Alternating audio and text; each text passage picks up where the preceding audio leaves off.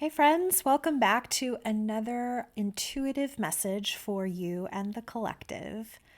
It has been such a joy and a privilege to offer these as they have come forward. And it is inspiring me also to offer a little bit of maybe encouragement and information about this concept of intuition that I genuinely believe we all have access to.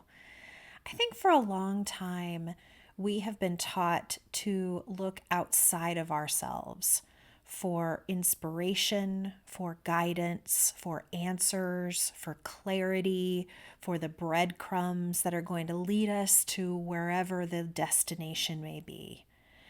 And I think the fault in that way of thinking has left us kind of out in the cold a little bit. And what I mean by us, I mean that inner sense of knowing, that inner guidance, that inner truth that we all have that ultimately guides us forward. And the real interesting part of me sharing these intuitive messages are the fact that everyone can tap into this. It's not as if I'm someone special or unique because I have an ability to call in this intuitive guidance. We all can do it. We all have that sense of knowing within ourselves because of our spirit and the creative process that lives within us. And I think the real important part of this process then is we have a responsibility to ourselves to spend time within, to quiet the mind where all those stories and beliefs and imprinted ideas about who we are and how we're supposed to live, that all gets swirly and twirly in the mind.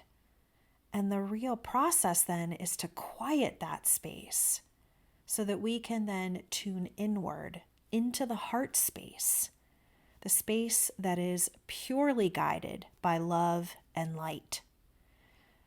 And any spiritual practice, any major religion is going to tell you something about this concept about love and light, and that we are ultimately created from it and about it, and we all have the ability to share it. So when I bring forth these messages, know that you too can do this. You too can access this type of guidance within yourself to simply quiet your mind, turn your attention inward into that heart space, take a few deep breaths, let go of any stories or ideas that you think are the predominant thing to come forward, and allow then what rises to be that guidance that maybe you knew and maybe you didn't really realize was offered to you at that moment. I'm a big fan of Brianna West. I'm not sure how you say her last name, but she wrote a book called The Pivot Year. And I want to read you an excerpt from her book that is going to guide today's topic. Right now, you are learning how to live. You are learning what feels right and what doesn't, what you like and what you don't, who you want to be.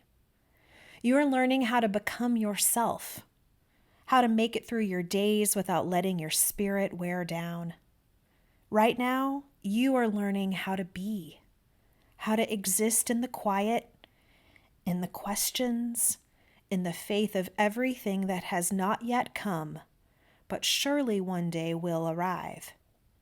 Right now, you are learning how to love yourself today, your past self, and the person you'll one day be. See, friends, today's message has to do with faith.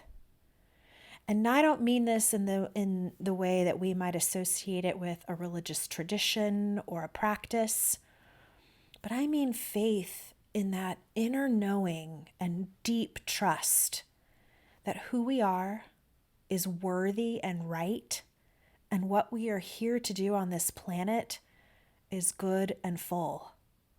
And that faith in that simple belief that I am worthy and what I'm here to do and be on this planet is worthy, allows me to move through my day with more confidence, with more peace, and ultimately with more love.